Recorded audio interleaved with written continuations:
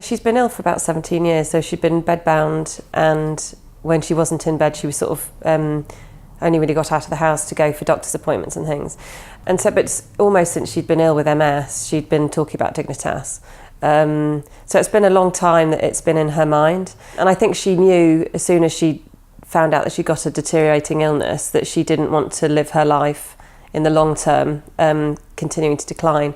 So she'd been talking about Dignitas for a long time. And there aren't very many places in the world where you can go for an assisted suicide if you're a foreigner. Often you have to be from that country.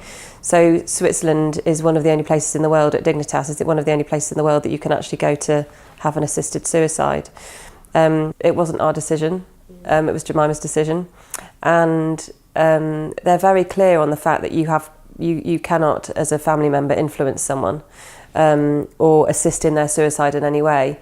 The law is very unclear in how it expects you to interpret it, but the one clear thing that you can advise someone on is on the legal side of it.